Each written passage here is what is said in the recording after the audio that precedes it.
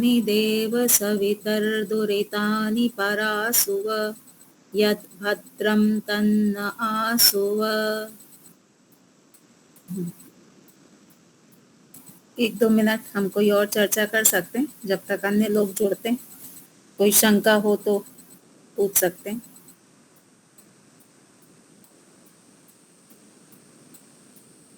सत्यदेव जी, पिछली बार आपने एक बात उठाई थी।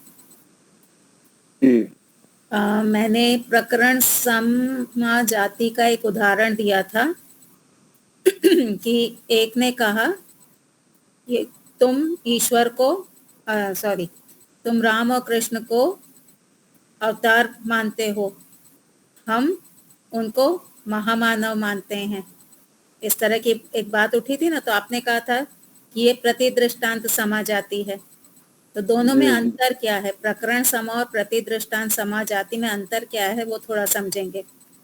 प्रतिदृष्टांत समा जाति में वादी क्या करता है कि एक उदाहरण दे करके निश्चित कर देता है कि ये बात ऐसी है।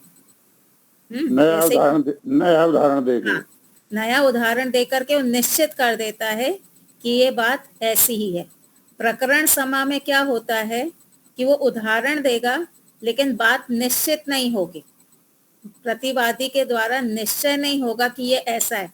प्रतिवादी कहेगा इस तुम्हारे उदाहरण से ये वस्तु ऐसी है, हमारे उदाहरण से ये वस्तु ऐसी है।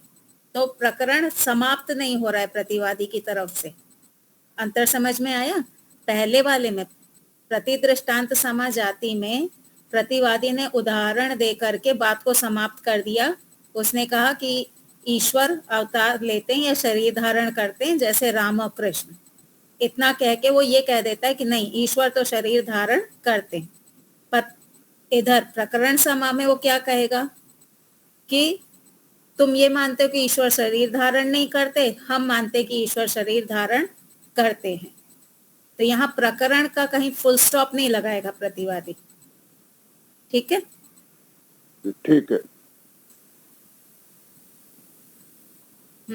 किसी और को कोई शंका हो?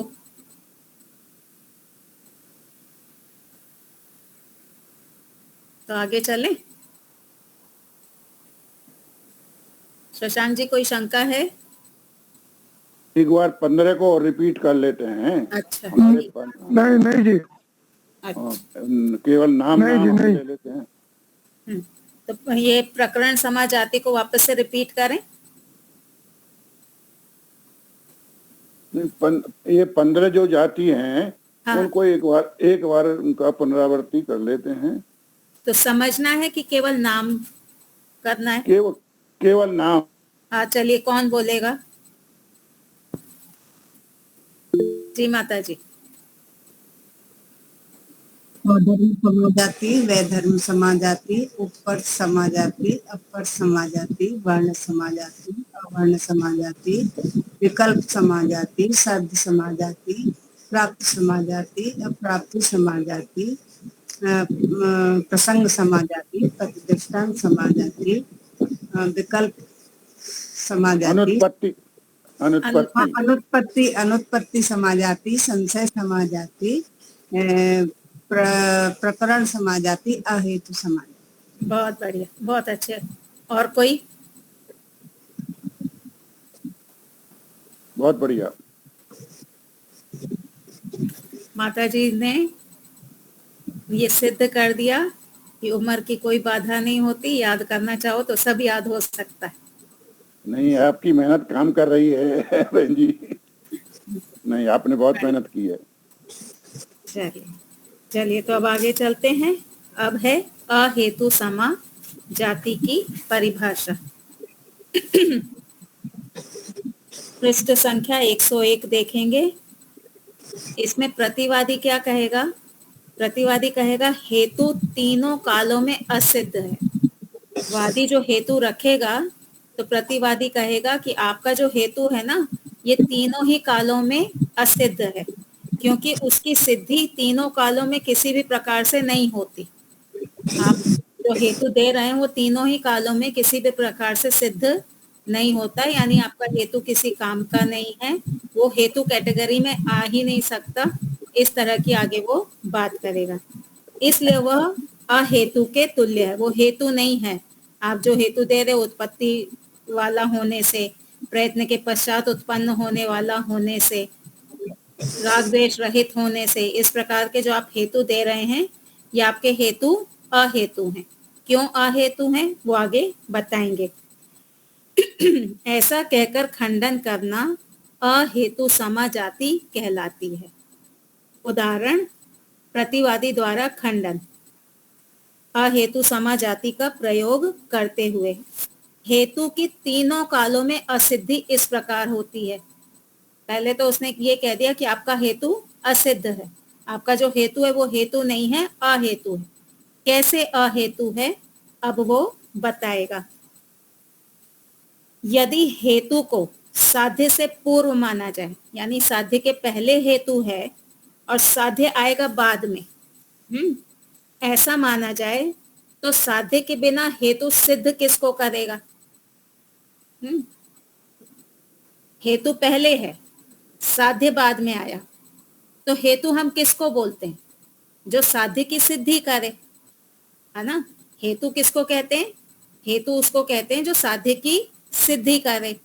अब अभी आपके पास साध्य तो है नहीं, तो आप जिसको हेतु कह रहे थे, जब साध्य ही नहीं है तो वो हेतु कैसे बन गया, इसलिए वो हेतु नहीं है। ठीक है, तो साध्य के पहले अगर आप हेतु कह रहे हैं तो साध्य नहीं है, इस वजह से वो हेतु ही नहीं है।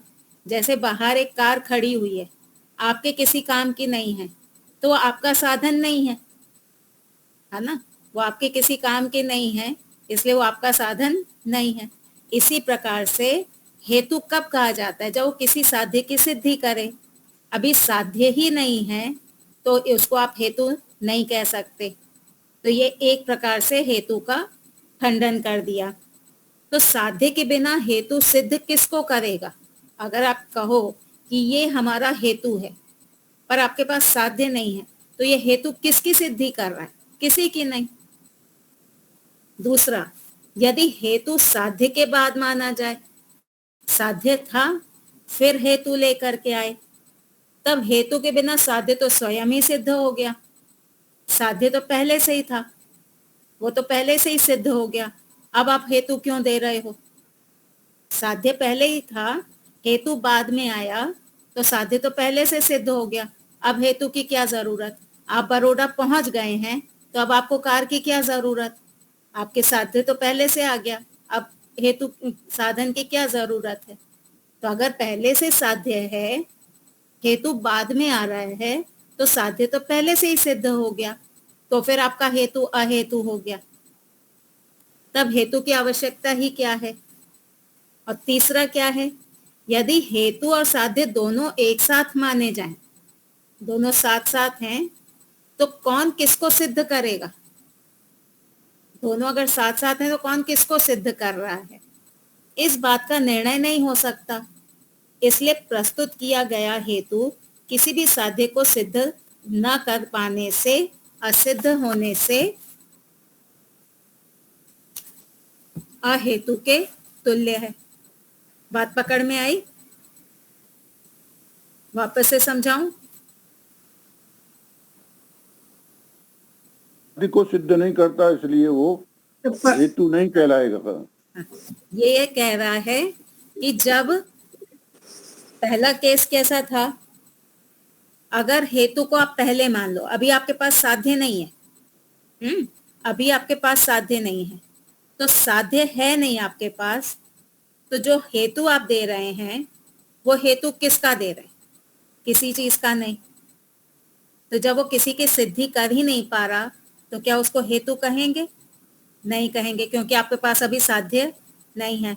मान लो मैं कहती हूँ उत्पत्ति धर्म वाला होने से, क्या साध्य तो है नहीं, तो ये उत्पत्ति धर्म वाला होने से ऐसा कहना, ये कहाँ से हेतु बन गया। पहला केस ये है। दूसरा केस ये है, आपका साध्य पहले से है, आपका साध्य पहले से है, बाद में आप हेतु को लेके आ रहे हो, तो आपका साध्य तो ऑलरेडी प्रूव हो गया, पहले से ही स्वीकार हो गया, तो अब आप क्यों लेकर के आ रहे हो हेतु को? ठीक है। और तीसरा केस क्या है, मान लो आपका हेतु और साध्य दोनों साथ में है, तो कौन हेतु है कौन साध्य है ये तो स्पष्ट हो नहीं रहा है। तो तीनों ही केस में, हेतु पहले हो, हेतु बाद में हो, हेतु साथ में हो, तीनों ही केस में हेतु हेतु नहीं बन रहा है, वह अहेतु है। ठीक है। हाँ हाँ जी, ऐसे तो हम हेतु तो साध्य के बाद ही लाते हैं ना, जो हम हाँ, अभी पंचावय सिद्ध करते हैं। तो अभी जब इसका उदाहरण आएगा ना तो समझ में आएगा। यहाँ पे हमको केवल वो शब्दों वाला हेतु नहीं, पिछली बार मैंने बताया था ना, कोई साधन को सिद्ध करने के, कोई साध्य को सिद्ध करने के लिए साधन जो होता है उसको भी हेतु कहते हैं। ठीक है, तो अभी उदाहरण आएगा तो और स्पष्ट होगा। तो अब वादी द्वारा इसका उत्तर, हेतु तीनों कालों में असिद्ध नहीं है, यानी कभी हेतु पहले भी हो सकता है, कभी हेतु बाद में भी हो सकता है, कभी हेतु साथ में भी हो सकता है। यानी आपको जिस साध्य की सिद्धि करनी है उसका जो साधन है वो पहले भी हो सकता है, बाद में भी हो सकता है और साथ में भी हो सकता है। जैसे खरबूजा काटना है, वो आपका साध्य बन गया, चाकू आपका हेतु यानी साधन बन गया, तो दोनों साथ में भी रह सकते हैं। ठीक है, खरबूजा ले आए, बाद में चाकू लेके आ गए, पहले से चाकू रखा था फिर खरबूजा लेके आ गए। ठीक है, तो आपका हेतु पहले भी हो सकता है, बाद में भी हो सकता है और साथ में भी हो सकता है। तो पहला उदाहरण दिया, कुम्हार ने सूर्य के प्रकाश में घड़े को बनाया। कुम्हार ने, जब सूर्य का प्रकाश था, प्रकाश पहले से था, उसके बाद कुम्हार ने घड़े को बनाया। सूरज उग चुका था तो पहले हेतु आ गया, पहले हमारा साधन आ गया, प्रकाश एक साधन है, पहले साधन आ गया, उसके बाद में हमने अपने साध्य की सिद्धि की। तो कुम्हार ने सूर्य के प्रकाश में घड़े को बनाया, यहाँ हेतु सूर्य प्रकाश पहले से था। पूर्व पक्षी ने क्या कहा था कि अगर हेतु पहले है, पूर्व पक्षी ने कहा था हेतु अगर पहले है और आपका साध्य नहीं है तो किसका हेतु है, वो तो अहेतु हो गया। तो यहाँ पे वादी ने कहा कि सूर्य का प्रकाश पहले से है और उस प्रकाश को साधन मान करके, वो हमारा एक साधन बन जाता है ना किसी वस्तु को बनाने में, जो रोशनी है, तो वो प्रकाश अर्थात हेतु साधन पहले से था और उसके बाद में कुम्हार ने अपने साध्य की सिद्धि की। और साध्य घड़ा बाद में बना, पहले हेतु था बाद में साध्य आया, यहाँ हेतु ने साध्य को सिद्ध किया। आ गई बात समझ में? दूसरा, कमरे में कुछ सामान रखा हुआ था, जो हमारा साध्य था वो पहले था, बल्ब जलाने पर वह दिखने लगा। यहाँ हेतु बल्ब का प्रकाश बाद में उपस्थित हुआ, साध्य पहले था और प्रकाश बाद में आया, हेतु बाद में आया, जबकि साध्य सामान पहले से रखा था। यहाँ भी हेतु ने साध्य को सिद्ध किया, अर्थात बल्ब के प्रकाश ने वस्तुओं को दिखाया। अब तीसरा, धुएं को देखकर अग्नि का ज्ञान हो गया। यहाँ पर धुआं हेतु और अग्नि साध्य। इस उदाहरण में हेतु धुएं ने वर्तमान काल में उपस्थित साध्य अग्नि को सिद्ध किया, दोनों साथ में थे, दोनों वर्तमान काल में ही थे, और यहाँ पे धुएं ने अग्नि को सिद्ध कर दिया। ठीक है, सूर्य वाले में हेतु पहले साध्य बाद में, घड़ा बाद में बना। दूसरे केस में पहले साध्य, कमरे में ऑलरेडी सामान रखा हुआ था और प्रकाश बाद में आया। और तीसरे में धुआं और अग्नि दोनों एक ही काल में उपस्थित थे और धुएं ने अग्नि को सिद्ध कर दिया। इस उदाहरण में हेतु धुएं ने वर्तमान काल में उपस्थित साध्य अग्नि को सिद्ध किया। इस उदाहरण में दोनों एक साथ उपस्थित हैं, अर्थात तीनों कालों में हेतु साध्य को सिद्ध करता है। हो गया स्पष्ट? वादी द्वारा दूसरी बात, जैसे प्रतिवादी ने तीनों कालों में हेतु की असिद्धि दिखाई, वैसे ही प्रतिवादी का पक्ष अर्थात प्रतिषेध पक्ष भी तीनों कालों में सिद्ध नहीं होता। जैसे तुमने हमारे हेतु का खंडन किया, तो जब तुम हमारे हेतु का खंडन करोगे तो तुम भी तो कोई हेतु दोगे ना, है ना? जब हम किसी का खंडन करते हैं तो हम हेतु देते हैं। अब मैं ये कहूं कि योगेश्वरी माता जी, आप जो हेतु देती हैं वो तीनों ही कालों में असिद्ध होता है, ठीक है? सामने वाला व्यक्ति जो भी हेतु देगा वो तीनों ही कालों में असिद्ध होगा। तो जो मैं हेतु दूंगी प्रतिवादी बनके, उस पे भी तो वही नियम लग जाएगा, वो भी तो तीनों कालों में असिद्ध हो जाएगा। तो क्या मैं आपका खंडन कर पाऊंगी?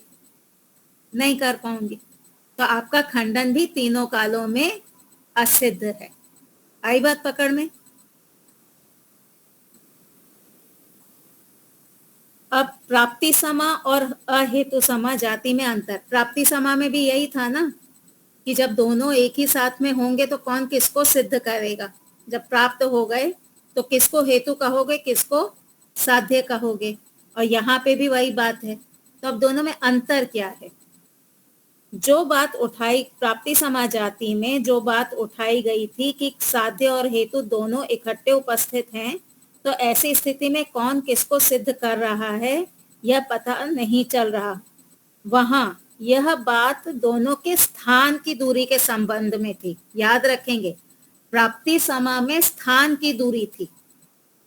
आपको याद है मैंने एक उदाहरण दिया था, टीवी का रिमोट और टीवी दोनों में दूरी होने की, ये मैंने अप्राप्ति की का उदाहरण दिया था कि दोनों एक दूसरे से दूर हैं फिर भी कार्य हमारा सिद्ध हो रहा है। तो प्राप्ति समा और अप्राप्ति समा, वहां पे स्थान की दूरी है।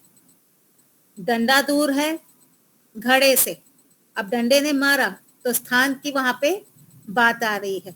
तो प्राप्ति समा में स्थान की बात है और यहाँ पर अहेतु समा में काल की बात है। ये कहीं लिख लीजिए, प्राप्ति समा में स्थान की बात चल रही है और अहेतु समा में काल की बात चल रही है, वर्तमान काल, भविष्य काल आदि आदि। वहां यह बात दोनों के स्थान की दूरी के संदर्भ में कही गई थी। अर्थात यदि साध्य और हेतु दोनों संबंध हैं, दोनों पास आ गए हैं, दोनों में 10-20 फुट स्थान की कोई दूरी नहीं है, तो संबद्ध होने पर दोनों एक समान हो गए। एक समान होने से यह निर्णय नहीं हो पा रहा कि हेतु कौन है तथा साध्य कौन है। और अहेतु समा में क्या है? अहेतु समा जाति में भी ऐसी ही बात कही गई है कि दोनों इकट्ठे हो गए, कि जब हेतु एवं साध्य दोनों इकट्ठे उपस्थित हैं तो कौन किसको सिद्ध कर रहा है। यहाँ पर यह बात काल के दृष्टिकोण से कही गई है। अर्थात यदि दोनों एक साथ एक ही काल में उपस्थित हैं तो यह पता नहीं चल रहा कि साध्य हेतु को सिद्ध कर रहा है या हेतु साध्य की सिद्धि कर रहा है। ठीक है, दोनों में अंतर समझ में आ गया ना? एक स्थान की बात कर रहा है, एक काल की बात कर रहा है। चले आगे, चलिए ठीक है, ठीक है। अगला है अर्थापत्ति समा जाति। जब वादी दृष्टांत के साधर्म्य से अपने पक्ष की स्थापना कर देता है, वादी जो है वो पंचावय प्रस्तुत करेगा, दृष्टांत की मदद से वो अपने पक्ष की सिद्धि करेगा, तब प्रतिवादी ऐसा कहता है। तो प्रतिवादी क्या बोलेगा कि यदि अनित्य पदार्थ के साधर्म्य से साध्य अनित्य है, आपने अनित्य पदार्थ के साथ में अपने साध्य की समानता दिखाई, शब्द और घड़े दोनों की आपने समानता दिखा करके शब्द को अनित्य सिद्ध कर दिया। तो ऐसे ही हम क्या करेंगे, हम नित्य पदार्थ के साथ में समानता दिखा करके अपने शब्द को नित्य सिद्ध कर देंगे। कि यदि अनित्य पदार्थ के साधर्म से साध्य अनित्य है तो अर्थापत्ति से यह सिद्ध हुआ कि नित्य पदार्थ के साधर्म से साध्य नित्य है। ठीक है, अनित्य के साधर्म से अनित्य है तो नित्य के साधर्म से नित्य हो गया, अतः साध्य को नित्य ही मानना चाहिए। ऐसा कहकर वादी का खंडन करना अर्थापत्ति समाजाति कहलाती है। अभी जब उदाहरण आएगा तो समझ में आएगा। और वादी द्वारा साधर्म से स्थापना, शब्द अनित्य है, प्रयत्न के पश्चात उत्पन्न होने वाला होने से जो वस्तु प्रयत्न के पश्चात उत्पन्न होती है वह अनित्य होती है। जैसे घड़ा, घड़े के समान शब्द भी प्रयत्न के पश्चात उत्पन्न होता है, इसलिए प्रयत्न के पश्चात उत्पन्न होने वाला होने से शब्द अनित्य है। अब प्रतिवादी कैसे खंडन करेगा?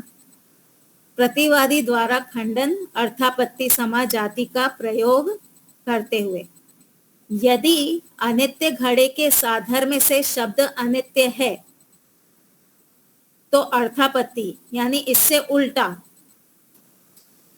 यह सिद्ध हुआ कि नित्य आत्मा के साधर्म से शब्द नित्य है।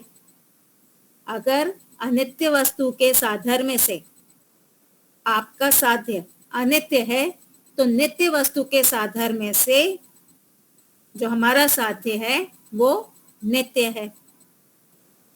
नित्य आत्मा के साथ शब्द का, पेज नंबर 103, नित्य आत्मा के साथ शब्द का साधर्म है अस्पर्श। जैसे घड़े के साथ में उत्पत्ति साधर्म थी, वैसे ही आत्मा के साथ अस्पर्श साधर्म है। तो इस प्रकार से शब्द क्या हो गया? शब्द नित्य हो गया, प्रतिवादी कह रहा है। अतः शब्द को नित्य ही मानना चाहिए।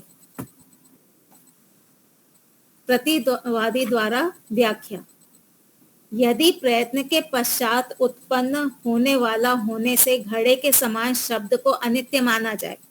आपने कहा कि प्रयत्न के पश्चात शब्द उत्पन्न हो रहा है, इस हेतु से आपने शब्द को अनित्य कहा, तो हम कहेंगे आत्मा के समान शब्द अस्पर्श वाला है और आत्मा है नित्य, तो इस साधर्म से शब्द भी नित्य हो गया। तो अर्थापत्ति से यह सिद्ध होता है कि अस्पर्श वाला होने से आत्मा के समान शब्द को नित्य माना जाए। अब वादी द्वारा इसका उत्तर, प्रतिवादी ने अपने पक्ष की सिद्धि में तो कुछ भी नहीं बोला। प्रतिवादी ने कोई भी हेतु व्याप्ति आदि नहीं बोली। अपने पक्ष की सिद्धि में कुछ भी ना बोलने से उसका पक्ष सिद्ध नहीं हुआ। उसने तो केवल वाक्य को उल्टा करके रख दिया। और वादी ने अर्थात मैंने पूरा पंचावयव प्रस्तुत किया। वादी ने तो पूरा पंचावयव रखा, प्रतिवादी ने ऐसा नहीं किया। पूरा पंचावयव प्रस्तुत करके अपने पक्ष की सिद्धि की है, अतः वादी का पक्ष सिद्ध हो गया। जब वादी का पक्ष सिद्ध हो गया तो अर्थापत्ति से प्रतिवादी के पक्ष की असिद्धि हो गई। अर्थापत्ति से क्या हुआ? मैं सही हूं। मान लीजिए मेरे और लीलाबेन में कोई विवाद है, ठीक है, मैंने अपना पक्ष रखा, न्यायाधीश ने कहा जयाबेन सही है। अर्थापत्ति क्या निकली? लीला माता जी गलत है ना। तो यहाँ जब वादी ने अपना पक्ष पूरे पंचावयव से रख दिया तो अर्थापत्ति से ये हुआ कि प्रतिवादी का पक्ष गलत है। प्रतिवादी ने यहाँ पर यही भूल की है, उसने अपने पक्ष शब्द नित्य है कि सिद्धि में तो कुछ हेतु आदि कहा नहीं, केवल वादी के वाक्य को उलट कर रख दिया। उसने कोई नया हेतु आदि नहीं दिया, सिर्फ वाक्य को ही उलट करके रख दिया। इससे शब्द की नित्यता आदि कुछ भी सिद्ध नहीं होती। दूसरी बात, अर्थापत्ति जिससे जो बात प्राप्त होती है वह वाक्य को उलटने के साथ साथ, यानी उलटते भी हैं, उसके साथ में प्रत्यक्ष शब्द आदि अन्य प्रमाणों के अनुकूल भी होनी चाहिए, तभी वह अर्थापत्ति ठीक मानी जाती है। अन्यथा वह अर्थापत्ति का भ्रम है। नहीं तो केवल ऐसी बात को उलट के रख देना वो अर्थापत्ति का भ्रम होता है। अभी क्या हुआ, हम लोग कुछ टीचर्स बैठे हुए थे और पेपर चेकिंग, अभी एग्जाम चल रही तो पेपर चेकिंग चल रही थी। तो दो लोग पेपर बनाते हैं, किसी एक का सिलेक्ट होता है। तो जिसका सिलेक्ट हुआ तो मैंने कहा तुम्हारे पेपर की फॉर्मेटिंग वगैरह बहुत अच्छी है, फॉर्मेटिंग देख के ही मुझे पता चल गया था कि तुम्हारा पेपर है ये। जिसका सिलेक्ट नहीं हुआ उसने अर्थापत्ति निकाल दी। क्या? उसने कहा इसका मतलब मेरा पेपर का फॉर्मेट अच्छा नहीं होता। यह है अर्थापत्ति समाजाति। केवल वाक्य को उलट करके रख दिया। मैंने ये नहीं कहा कि तुम्हारा पेपर खराब था। एक की चीज अच्छी है इसका अर्थ ये नहीं है कि अगले की खराब हो। तुम्हारा ही पेपर अच्छा है ऐसा कहूंगी तब तो आप अर्थापत्ति निकाल लो कि इसका पेपर अच्छा नहीं है। पर केवल इतना कहना कि तुम्हारा पेपर अच्छा है, इससे आप अर्थापत्ति नहीं निकाल सकते कि इसका पेपर खराब है। ठीक है, तो अर्थापत्ति से जो बात प्राप्त होती है वो वाक्य को, जी दीपालिका जी।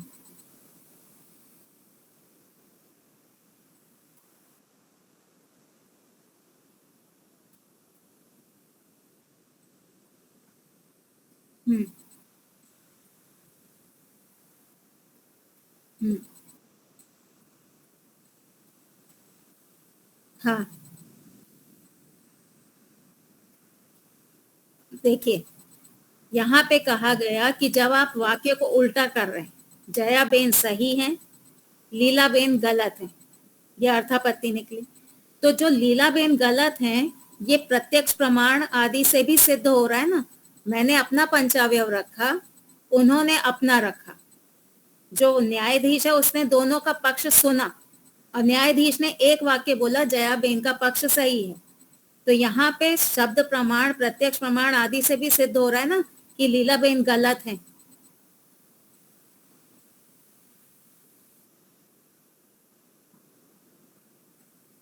किस प्रकार की?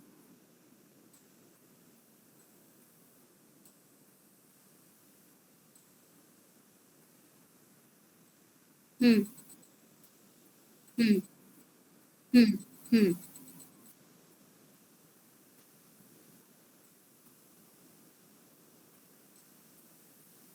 हमने हमने दूसरा पेपर तो देखा ही नहीं।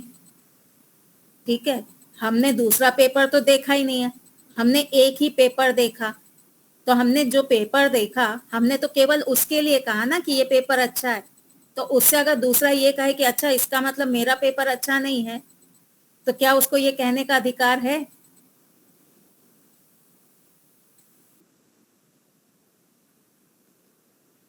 दोनों दोनों अर्थापत्ति में फर्क ये है कि लीला बेन जी के साथ में जो मेरा वाद था वो स्पष्ट था। लीला बेन ने कहा शब्द अनित्य है।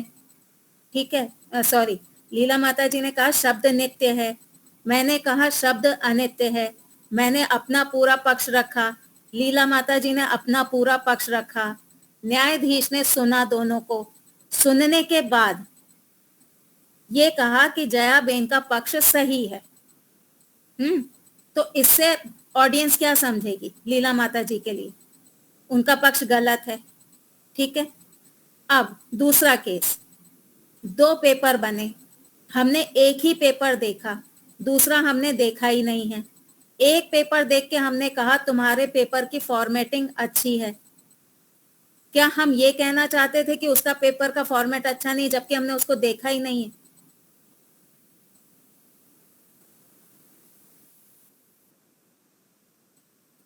हमने हमने सुनिए, हमने हमने अगर दोनों पेपर देखे होते और फिर हम ये कहते कि इस पेपर की फॉर्मेटिंग अच्छी है, हाँ, तब तो अर्थापत्ति होती कि इसके कंपेयर में इसकी फॉर्मेटिंग अच्छी नहीं है, तब अर्थापत्ति लगाते। पर हमने दूसरा पेपर देखा ही नहीं है, केवल एक पेपर देखा और हमने कहा हाँ ये अच्छा है। अब ऐसे में अर्थापत्ति कोई लगाए कि अच्छा मेरा पेपर अच्छा नहीं है, तो ये आरोप लगाना सही है?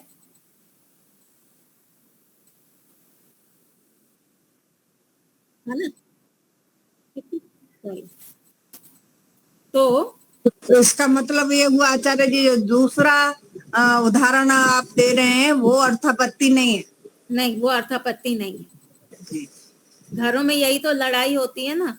मान लो दो बहनें हैं, माँ ने ये कह दिया छोटी वाली को कि तुम्हारी सब्जी अच्छी बनी है, तो बड़ी वाली का मुंह फूल जाता है, अच्छा इसका मतलब मेरी सब्जी अच्छी नहीं है। यह अर्थापत्ति समा हो गई ना। माँ ने आज जो सब्जी खाई वो छोटी बेटी ने बनाई थी, तो माँ को अच्छी लगी, तो माँ ने कहा तुम्हारी सब्जी अच्छी है। अब अगर दोनों ने बनाई होती साथ में और माँ एक को खा करके बोलती इसकी अच्छी है, तो अर्थापत्ति से ठीक है, दूसरे की अच्छी नहीं है, समझ आता। लेकिन माँ ने खाई एक ही की है, दूसरी ने बनाई नहीं है, माँ ने खाई नहीं है, और दूसरी ये कहने लगे तो क्या मैं अच्छा खाना नहीं बनाती, तो ये है अर्थापत्ति समा जाति।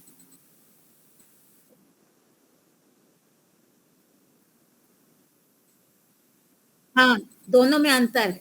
अर्थापत्ति लगाना सही बात है, ईश्वर राग द्वेष रहित हैं, तो इससे समझ आ गया कि अन्याय नहीं करेंगे, ये है अर्थापत्ति। ठीक है, ये शब्द प्रमाणों से भी सिद्ध है। ये अर्थापत्ति।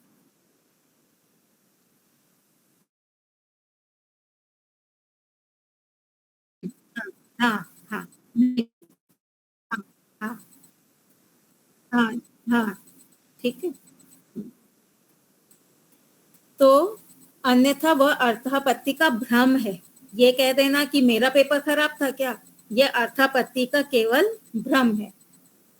यह न्याय दर्शन का नियम है जो न्याय सूत्र 224 के भाष्य में तथा इसी सूत्र न्याय दर्शन 5.1.17 के भाष्य में वात्स्यायन ऋषि जी ने बताया है। किसी वाक्य को मात्र उलट देने से किसी बात की सिद्धि नहीं होती। केवल वाक्य को उलट दो, उतने से सिद्धि नहीं होती। जैसे कोई कहे कि पत्थर ठोस होता है, वह पहाड़ से नीचे गिरता है। किसी ने कहा कि पत्थर जो है वो ठोस होता है, वो पहाड़ से नीचे गिरता है। अब इसको उल्टा कर दो, इस वाक्य को मात्र उलट देने से यह अर्थ बनेगा कि पानी द्रव लिक्विड होता है, वो पहाड़ के ऊपर चढ़ता है। ऐसे लोग चालाकी करते हैं ना। किसी ने कहा कि पत्थर ठोस है, वो नीचे गिर रहा है, अच्छा तो क्या पानी हल्का है, वो ऊपर चढ़ेगा, ऐसे बोलते ना। तो ये है अर्थापत्ति समा जाति। परंतु यह बात तो प्रत्यक्ष आदि प्रमाणों के विरुद्ध होने से गलत है। हमको पता है कि पानी जो है वो लिक्विड है, ठोस नहीं है, पर वो भी नीचे ही आएगा। अतः यह अर्थापत्ति है ही नहीं, बल्कि अर्थापत्ति होने का भ्रम है। ये केवल एक भ्रम है। ठीक अर्थापत्ति इस प्रकार से होती है। किसी ने कहा तत्व ज्ञान से मोक्ष होता है, किसी ने बोला कि तत्व ज्ञान से मोक्ष होता है, इसकी अर्थापत्ति क्या निकलेगी, मिथ्या ज्ञान से बंधन होता है। यहाँ पे भी हमने वाक्य उल्टा ही किया है, लेकिन वो शब्द प्रमाण प्रत्यक्ष प्रमाण के अनुकूल है, इसलिए वो अर्थापत्ति कहलाएगी। तत्व ज्ञान से मोक्ष हो रहा है, तो अगला समझ जाएगा कि मिथ्या ज्ञान से बंधन होगा। किसी ने कहा अच्छे कर्म करोगे तो सुख मिलेगा, इससे अर्थापत्ति लगा लीजिए। बुरे कर्म करोगे तो दुख मिलेगा, तो ये सही अर्थापत्ति है। तो इसकी अर्थापत्ति यह बनेगी कि मिथ्या ज्ञान से बंधन होता है। यह अर्थापत्ति ठीक है, क्योंकि यहाँ वाक्य को केवल उलट मात्र नहीं दिया है, केवल वाक्य को उल्टा नहीं किया है, बल्कि उलटने के साथ साथ यह बात प्रत्यक्ष एवं शब्द आदि प्रमाणों के अनुकूल भी है। अगर आप किसी बात को उलट रहे हैं तो ये देखिए कि वो प्रमाणों के अनुकूल भी होनी चाहिए, और सब ऋषियों ने स्वीकार भी की है। स्मरणीय है कि प्रत्यक्ष अनुमान आदि सभी प्रमाणों का निर्णय एक ही होता है, भिन्न भिन्न नहीं होता। अगर कोई बात आपको लग रहा है कि प्रत्यक्ष प्रमाण से सही है, ठीक है, लेकिन अनुमान शब्द आदि उसको सपोर्ट नहीं कर रहे हैं, तो इसका मतलब है कि कहीं ना कहीं हमने उसमें गड़बड़ की है। या कोई अनुमान से हमने किसी चीज को जाना, लेकिन वो प्रत्यक्ष से सिद्ध नहीं हो रही, तो वो हमने अनुमान भी गलत किया है। हमने शब्द प्रमाण कहीं पे देख लिया, हमने पुराण पढ़ लिए, पुराणों में दिया हुआ है कि ईश्वर अवतार लेते हैं, लेकिन अनुमान से वो सिद्ध नहीं हो रहा, तो वो प्रमाण गलत है। तो जितने भी प्रमाण हैं वो एक ही बात को सिद्ध करेंगे। प्रत्यक्ष, अनुमान आदि सभी प्रमाणों का निर्णय एक ही होता है, भिन्न भिन्न नहीं होता। यह परस्पर विरुद्ध नहीं होता। यानी शब्द प्रमाण ये कहे कि शब्द अनित्य है, अनुमान ये कहे कि शब्द नित्य है, तो ऐसा नहीं होता। जहां जहां अनेक प्रमाणों का निर्णय परस्पर विरोधी होता है, वहां न्याय नहीं बल्कि न्याय की भ्रांति कहलाती है। यानी पुराणों के आधार पे अगर कोई ये कहने लगे कि ईश्वर अवतार लेते हैं और बोले कि ये देखो हमारे पुराण में लिखा हुआ है, तो वो न्याय नहीं है, वो शब्द प्रमाण नहीं है, वो केवल न्याय की भ्रांति है, क्योंकि अनुमान प्रत्यक्ष आदि से वो सिद्ध नहीं हो रहा। देखें न्याय सूत्र 1.1.1 के वात्स्यायन भाष्य में, यहाँ भी मूल कथन अर्थात अर्थापत्ति से प्राप्त हुई बातों में कोई विरोध नहीं है। मूल कथन क्या था? तत्व ज्ञान से मोक्ष होता है और अर्थापत्ति मिथ्या ज्ञान से बंधन होता है, अतः यह अर्थापत्ति ठीक है। अर्थापत्ति समाजाति का एक अन्य उदाहरण, इसको बहुत सारे लोग, ये जो अब आगे उदाहरण आएगा ना, बहुत ज्ञानी लोग, विद्वान लोग भी अर्थापत्ति समाजाति का प्रयोग करके आत्मा को साकार सिद्ध करते हैं। महर्षि दयानंद सरस्वती जी ने सत्यार्थ प्रकाश प्रथम समोल्लास ईश्वर न्याम व्याख्या संख्या 67 में कहा, जिसका आकार कोई भी नहीं और ना कभी शरीर धारण करता है, इसलिए परमेश्वर का नाम निराकार है। क्या वाक्य है? जिसका आकार कोई भी नहीं, यानी उनका ईश्वर का आकार नहीं है। और क्या कहा? न कभी शरीर धारण करता है। दो बात कही, जिसका आकार नहीं है, जो शरीर धारण नहीं करता, उसको निराकार कहते हैं। अब इसकी अर्थापत्ति समाजाति क्या होगी? जो शरीर धारण करता है वह साकार होता है। अर्थापत्ति यही लगाएंगे ना। यहाँ पे वाक्य है, जो शरीर धारण नहीं कर रहा वह निराकार है। तो जातिवादी क्या कहेगा? जो शरीर धारण कर रहा है वो साकार है। तो ये अर्थापत्ति नहीं है, ये अर्थापत्ति समाजाति है। ठीक है, ये बहुत लोग इसमें गड़बड़ मारते। अब यहाँ प्रतिवादी कहता है कि ईश्वर शरीर को धारण नहीं करता इसलिए निराकार है, तो अर्थापत्ति से यह सिद्ध हुआ कि जीवात्मा शरीर धारण करता है इसलिए वह साकार है। अब जीवात्मा का शरीर धारण करने का कारण क्या है? उसका आकार निराकार या फिर उसकी शक्ति? शरीर धारण इसलिए करता है क्योंकि वो अल्प शक्ति वाला है। आकार निराकार से उसका कोई लेना देना नहीं है। पर यहाँ पे अर्थापत्ति कर दी कि शरीर कर्म भोग भी तो करता है, कर्म फल का भोग भी तो भोगता है ना। हाँ, वो तो है कर्म फल, क्योंकि हमको साधन की आवश्यकता है ना। ये बंधन, हमको साधन क्यों चाहिए? हमको साधन इसलिए चाहिए क्योंकि हम अपनी उतनी शक्ति से काम नहीं कर सकते। हम जो कर्मों का फल भी भोगेंगे, आप 1 लाख का जो सुख उठाएंगे, वो सुख उठाने के लिए आपको साधन चाहिए ना। आप खाएंगे, आप जो भोगेंगे तो शरीर चाहिए आपको। तो हमारे पास शक्ति कम है इसलिए हम शरीर को धारण करते हैं, इसलिए नहीं करते क्योंकि हम साकार हैं। तो अर्थापत्ति से यह सिद्ध हुआ कि जीवात्मा शरीर धारण करता है इसलिए वह साकार है।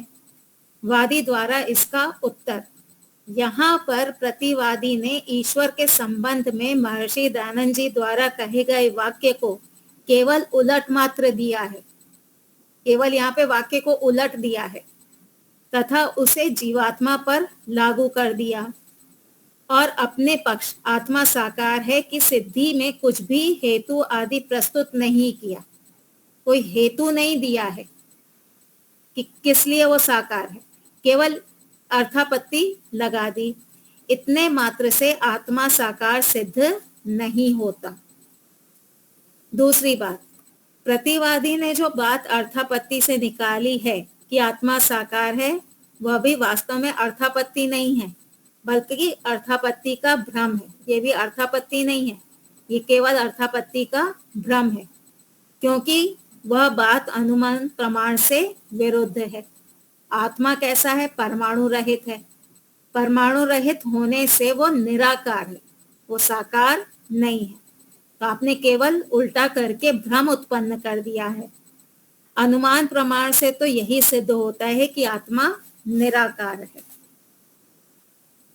जैसे कि आत्मा निराकार है, परमाणु रहित होने से जो जो वस्तु परमाणु रहित होती है वह निराकार होती है। जैसे ईश्वर के समान ही आत्मा भी परमाणु रहित है, इसलिए परमाणु रहित होने से आत्मा निराकार है। अब इसकी अर्थापत्ति आप कर सकते, जैसे कहा कि आत्मा जो है वो परमाणु रहित है इसलिए निराकार है। अब कार जो है वो साकार है, क्यों? क्योंकि वो परमाणु वाला है। यह अर्थापत्ति हो गई। परमाणु रहित वस्तु निराकार होती है, अर्थापत्ति परमाणु सहित वस्तु आकार वाली होती है। इसलिए यह अर्थापत्ति समाजाति का प्रयोग है और भोले भाले लोगों को भ्रमित करने के लिए चालाकी से किया गया सत्य का अनुचित खंडन है। इससे आत्मा साकार सिद्ध नहीं होता। एक बहुत बड़ा वर्ग है जो इस वाक्य को लेकर के आत्मा को साकार सिद्ध कर देता है और लोग भी मान लेते हैं। हो गया स्पष्ट? आगे चलें। अविशेष समा जाति की परिभाषा। जब वादी ने उदाहरण के साधर्म से अपने पक्ष की स्थापना कर दी, तब प्रतिवादी ऐसा कहता है कि वादी ने अपना पक्ष रख दिया पंचावयव से। अब प्रतिवादी क्या कहेगा? साध्य और उदाहरण में एक धर्म की समानता होने से दूसरे धर्म की सिद्धि होती है। जैसे कि वादी ने क्या कहा? वादी ने उत्पत्ति धर्म लिया, ठीक है। उत्पत्ति धर्म के आधार पे अनित्यता धर्म को सिद्ध किया। याद है ना? प्रतिज्ञा में एक प्रतिज्ञा में एक धर्म होता था, हेतु में एक धर्म होता था। हेतु वाला धर्म प्रतिज्ञा वाले धर्म को सिद्ध करता था। तो एक धर्म के आधार पे दूसरा धर्म सिद्ध होता है। तो प्रतिवादी कह रहा है साध्य और उदाहरण में एक धर्म की समानता यानी उत्पत्ति होने से दूसरे धर्म अनित्यता की सिद्धि होती है। इसी प्रकार से सब पदार्थों में एक धर्म सत्ता के सिद्ध होने से सबकी समानता सिद्ध होगी। उत्पत्ति जो थी, उत्पत्ति धर्म साध्य में भी था, उदाहरण में भी था, ठीक है। तो साध्य और उदाहरण दोनों में उत्पत्ति की समानता दिखाते हुए आपने शब्द को अनित्य सिद्ध कर दिया। इसी प्रकार से सारी ही वस्तुओं में सत्ता समान रूप से है। तो जब सत्ता समान रूप से है तो और सत्ता कैसी है? नित्य है। तो वैसे ही नित्य सत्ता के आधार पे हम सारी वस्तु को समान बता देते हैं। आपने समान धर्म के आधार पे, उत्पत्ति समान धर्म था, उसके आधार पे आपने समानता दिखा दी। हम सब में सत्ता को दिखाते हुए सबको समान सिद्ध कर देते हैं। सब में सत्ता है इसलिए सारी वस्तुएं एक जैसी हैं। आई बात पकड़ में? अच्छा, फिर से वाक्य देखते हैं। देखिए पुस्तक में, देखिए अभी उदाहरण आएगा ना तो और समझ में आएगा। साध्य और उदाहरण में एक धर्म की समानता होने पर दूसरे धर्म की सिद्धि होती है। पहले इतने वाक्य को समझते हैं।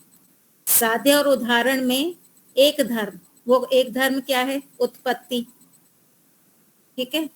शब्द और घड़ा दोनों में उत्पत्ति दिखा रहे हैं हम, और दोनों की उत्पत्ति दिखाते हुए दूसरे धर्म की सिद्धि कर रहे हैं। दूसरा धर्म क्या है? अनित्यता, ठीक है। इतनी बात स्पष्ट हो गई। तो उत्पत्ति धर्म के आधार पे हमने दोनों में समानता दिखा दी कि देखो शब्द और घड़ा दोनों उत्पत्ति धर्म वाले हैं, इसलिए दोनों समान हैं, दोनों अनित्य हैं, ये वादी ने कहा। प्रतिवादी क्या कहेगा?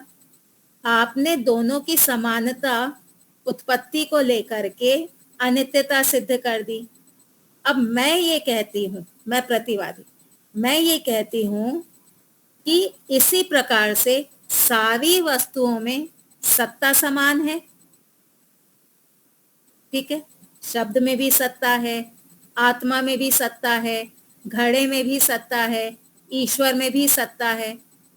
तो जैसे आपने उत्पत्ति, दोनों में उत्पत्ति दिखा करके समानता दिखा दी थी, हम सत्ता दिखा करके सारी वस्तुओं को समान दिखा देंगे। आई माता जी बात पकड़ में? आ गई। योगेश्वरी माता जी को भी थोड़ा सा कंफ्यूजन है। हाँ, अभी देखते हैं आगे। इस प्रकार से सब पदार्थों में एक धर्म सत्ता के सिद्ध होने से सबकी समानता सिद्ध हो सकती है। जैसे उत्पत्ति के कारण शब्द और घड़ा एक जैसे हैं, इसी प्रकार से सत्ता के कारण सारे पदार्थ एक जैसे। आपने दो वस्तुओं की समानता दिखाई थी, उत्पत्ति वाले दो वस्तुओं को समान बता दिया था क्योंकि दोनों में उत्पत्ति हो रही है। इसलिए हम ये कह रहे हैं कि सारे पदार्थ समान हैं क्योंकि सब में सत्ता है। इस प्रकार से सब वस्तुओं को एक समान बताकर खंडन करना, यह अविशेष समाजाति कहलाती है। यानी हम विशेष कब कहते हैं? जब दो वस्तुओं में भिन्नता हो। ठीक है, और समान कब कहते हैं? जब दो वस्तुओं में समान धर्म हो। तो यहाँ पे प्रतिवादी ने क्या कहा? हम सब जितने भी वस्तुएं हैं, जितने भी पदार्थ हैं, हम सब में एक चीज कॉमन है। क्या कॉमन है? हम सबकी सत्ता है। तो उस सत्ता के आधार पे हम सब समान हैं, हमें कोई विशेष नहीं है, हम सब समान हो गए। ये बात प्रतिवादी ने कही। उदाहरण, वादी द्वारा साधर्म से स्थापना। शब्द अनित्य है, प्रयत्न के पश्चात उत्पन्न होने वाला होने से जो जो वस्तु प्रयत्न के पश्चात उत्पन्न होती है वह अनित्य होती है। जैसे घड़ा, घड़े के समान शब्द भी प्रयत्न के पश्चात उत्पन्न होता है, इसलिए प्रयत्न के पश्चात उत्पन्न होने वाला होने से शब्द अनित्य है। अब प्रतिवादी द्वारा खंडन, अविशेष समाजाति का प्रयोग करते हुए, यहाँ घड़े और शब्द के समान धर्म प्रयत्न के पश्चात उत्पन्न होना के आधार पर इन दोनों की अनित्यता सिद्ध होती है। ठीक है, दोनों का समान धर्म क्या है? दोनों ही प्रयत्न के पश्चात उत्पन्न हो रहे हैं, उससे अनित्यता सिद्ध होती है। तो सब पदार्थों में एक धर्म सत्ता के सिद्ध होने से सबकी समानता सिद्ध होती है। जैसे आपने प्रयत्न के पश्चात उत्पत्ति इस धर्म को लेकर के शब्द और घड़े को एक बता दिया था, तो हम सबकी सत्ता को लेकर के सबको ही एक बता देते हैं। सब समान है, सबकी समानता सिद्ध होती है। परंतु प्रत्यक्ष व्यवहार में हम देखते हैं कि सभी पदार्थ एक समान नहीं होते, सब में सत्ता है। अगर आपका लॉजिक हम लेकर के चलें, प्रतिवादी क्या कह रहा है? आपका लॉजिक हम लेकर के चलें कि धर्म की समानता के कारण वस्तु समान है, तो सत्ता की समानता के कारण सारी वस्तु समान होनी चाहिए, पर सारी वस्तु तो समान है नहीं। तो धर्म की समानता होने के कारण भी वस्तुएं भिन्न भिन्न हैं। तो इसी प्रकार से उत्पत्ति की समानता होने पर भी नित्यता अनित्यता अलग अलग हो सकती है। ठीक है, आई बात पकड़ में? सत्यदेव जी, अनित्य नहीं कह सकते। इस ये कैसे सिद्ध कर रहा है? ये बोल रहा है कि देखो, तुमने एक धर्म के आधार पे दो वस्तुओं को समान बता दिया, हम उसी धर्म, तुम्हारा ही तरीका लेंगे, जिस शैली से तुमने समानता सिद्ध की है उसी शैली से हम समानता सिद्ध करते हैं कि सारी वस्तुओं में सत्ता कॉमन है, तो सारी वस्तुएं समान होनी चाहिए, पर सारी वस्तुएं समान तो है नहीं। तो तुम्हारी जो शैली है ना समानता दिखाना एक धर्म को लेके, ये तुम्हारी शैली गलत है। तुम्हारी ये उसमें प्रतिवादी कह रहा है, ये प्रतिवादी कह रहा है। प्रतिवादी कह रहा है कि तुम्हारी जो शैली है कि एक धर्म को लेकर के, उत्पत्ति को लेकर के तुमने अनित्यता जो सिद्ध की, ये गलत है। क्योंकि अगर एक धर्म को लेके सबको समान करोगे तो सत्ता तो सब में है, तो सारी वस्तुएं समान होनी चाहिए थी। सारी वस्तुएं समान तो है नहीं, तो कॉमन धर्म होने के बाद भी वस्तुएं अलग अलग हैं, तो प्रयत्न के पश्चात उत्पत्ति होने पर भी शब्द नित्य है। ये प्रतिवादी कह रहा है। हाँ, प्रतिवादी कह रहे हैं। सत्ता के सिद्ध होने से सबकी समानता सिद्ध होती है, परंतु प्रत्यक्ष व्यवहार में हम देखते हैं कि सभी पदार्थ एक समान नहीं होते।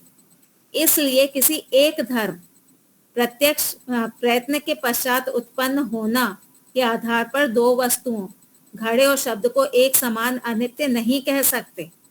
जैसे कॉमन सत्ता होने के बाद भी वस्तु अलग अलग हैं, ऐसे ही प्रयत्न के पश्चात उत्पन्न होना, ये कॉमन धर्म होने के बाद भी घड़ा अनित्य है पर शब्द तो नित्य है। ये प्रतिवादी के वाक्य हैं, इसलिए शब्द नित्य है। वादी द्वारा इसका उत्तर, अब वादी इसका खंडन करेगा। प्रयत्न के पश्चात उत्पत्ति होना यह धर्म व्याप्ति पूर्वक होने से अनित्यता धर्म को सिद्ध करता है। प्रयत्न के पश्चात उत्पत्ति और अनित्यता, इनमें संबंध है। जो जो वस्तु उत्पन्न हुई है वह नष्ट भी होगी, ये व्याप्ति है। तो ये नियम उसको सिद्ध कर रहा है, उत्पत्ति अनित्यता को सिद्ध कर रही है। परंतु एक धर्म सत्ता, दूसरे कौन सा दूसरा धर्म सिद्ध होता है? सत्ता से आप क्या सिद्ध करना चाहते हो? कौन सा दूसरा धर्म सिद्ध करना चाहते हो? वादी तो उत्पत्ति से अनित्यता सिद्ध कर रहा है, तो सत्ता धर्म से आप कौन सा नया धर्म सिद्ध करना चाहते हो? हम ईश्वर के राग द्वेष रहित होना, इस धर्म से न्यायकारी को सिद्ध करना चाहते हैं। लेकिन सत्ता से आप कौन सा नया धर्म सिद्ध करना चाहते हो? यह प्रतिवादी ने नहीं बताया, उसने तो केवल ये कह दिया कि सत्ता सब में समान है, पर उस सत्ता से क्या सिद्ध करना चाहते हो ये तो तुमने नहीं बताया, जिससे कि सब पदार्थ एक समान हो जाएं। यदि सबकी समानता वाला दूसरा धर्म अनित्यता को ही प्रतिवादी कहना चाहता हो तो प्रतिवादी का पक्ष ऐसा बनेगा, सब पदार्थों में सत्ता होने से सभी पदार्थ अनित्य हैं। अगर वो सत्ता से अनित्यता सिद्ध करना चाहता है तो सत्ता तो सब में है, तो सारी वस्तु अनित्य हो जानी चाहिए। क्या सारी वस्तु अनित्य हैं? नहीं है। तो केवल सत्ता लेकर के आप नित्य अनित्य का निर्णय नहीं कर सकते हैं। जब सभी पदार्थ अनित्य हैं तब सभी पदार्थ तो साध्य बन गए। जब सारे ही पदार्थ एक जैसे अनित्य हैं तो वैधर्म्य से आप किसका उदाहरण लेकर के आओगे? जैसे हम वैधर्म्य से जब सिद्धि करते हैं तो हम आत्मा को उदाहरण लेके आते हैं ना। हम जब वैधर्म्य से सिद्धि करते हैं तो हम कहते हैं जो जो उत्पन्न नहीं होता वह नित्य होता है, जैसे आत्मा। अब अगर आपने सबको ही अनित्य सिद्ध कर दिया तो आप वैधर्म्य से कहाँ से लेके आओगे उदाहरण? आपके पास उदाहरण ही नहीं बचेगा। जब सभी पदार्थ अनित्य हैं तब सभी पदार्थ तो साध्य बन गए, तब साध्य से अलग उदाहरण कोई बचा ही नहीं। बिना उदाहरण के कोई हेतु सिद्ध नहीं होता। जब आप पंचावयव रखते हैं तो आपको उदाहरण भी रखना होता है। अब सारे ही साध्य हो गए तो आप उदाहरण किसको रखोगे? इसलिए बिना उदाहरण के प्रतिवादी के हेतु से उसके पक्ष की सिद्धि नहीं हो सकती। दूसरी बात, यदि प्रतिवादी यह कहता है कि सभी पदार्थ अनित्य हैं तो सभी पदार्थ, उसके इस कथन में शब्द का भी समावेश हो जाता है। और अगर वो ये कहे कि सारे ही पदार्थ अनित्य हैं तो हमारा पक्ष सिद्ध हो गया। क्योंकि हम भी कहना चाहते हैं शब्द अनित्य है, अतः शब्द भी अनित्य सिद्ध हो गया। इस प्रकार से प्रतिवादी हमारे पक्ष का खंडन नहीं कर पाया। उसने सब पदार्थों की अनित्यता को स्वीकार करते हुए शब्द को भी अनित्य स्वीकार कर लिया। वास्तविक स्थिति तो यह है कि सत्तात्मक पदार्थ नित्य तथा अनित्य दोनों प्रकार के देखे जाते हैं। सच्चाई तो ये है, जैसे ईश्वर, आत्मा आदि पदार्थ नित्य हैं और सूर्य, पृथ्वी, शरीर, घड़ा, मकान आदि पदार्थ अनित्य हैं, इसलिए भी प्रतिवादी का यह कथन कि सब पदार्थों में एक धर्म सत्ता के सिद्ध होने से सबकी समानता सिद्ध होती है, ठीक नहीं है। ठीक है, इसको हम अगली बार फिर से लेंगे। नहीं, इसमें अविशेष क्या है बहन जी? इसमें अविशेष समाजाति नाम रखा है, तो अविशेष क्या हुआ इसमें? अविशेष का अर्थ है, अविशेष का अर्थ ये, अविशेष यानी कि समान, अविशेष, विशेष यानी डिफरेंट। हाँ, विशेष जो विशेष नहीं है। हाँ, विशेष का मतलब है कि दोनों डिफरेंट है, अविशेष यानी दोनों सिमिलर हैं। तो इसने क्या कहा कि तुम कहते हो कि उत्पत्ति धर्म के कारण शब्द और घड़ा समान है। हाँ, तो हम कहते हैं कि सत्ता धर्म के कारण सारी ही वस्तु समान है, यानी अविशेष है, विशेष नहीं है। विशेष मीन्स डिफरेंट, तो विशेष नहीं है, ये अविशेष मतलब समान लगा है। हाँ, तो सबको समान दिखाते हुए वो खंडन कर रहा है। ठीक है, अगली बार फिर से लेंगे, इसको पढ़िएगा तो और स्पष्ट हो जाएगा। ठीक है, चलिए, तो इसको यहाँ विराम देते हैं। कुछ पूछना हो, बताना हो तो अभी हमारे पास 2-3 मिनट हैं।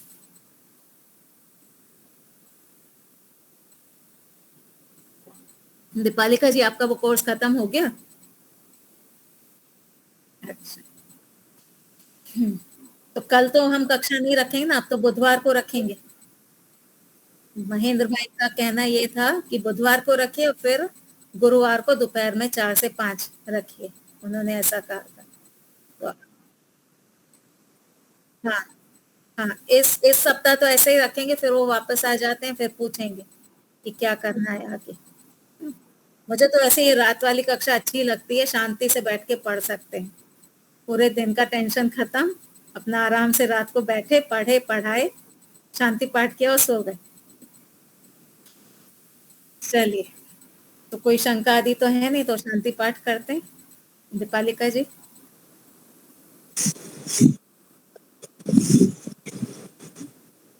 ओम द्यौ शांतिरंतरिक्षं शांति पृथिवी शांतिरापः शांतिरोषधयः शांतिः वनस्पतयः शांतिर्विश्वे देवा शांति ब्रह्म शांति सर्वं शांति शांतिरेव शांति सामा शांतिरेधि। ओम शांति शांति शांति। सर्वेभ्यो नमः। सबको सादर नमस्ते जी। धन्यवाद। आचार्य जी, नमस्ते, धन्यवाद। शुभ रात्रि सभी को। नमस्ते जी, नमस्ते। शुभ रात्रि। नमस्ते जी।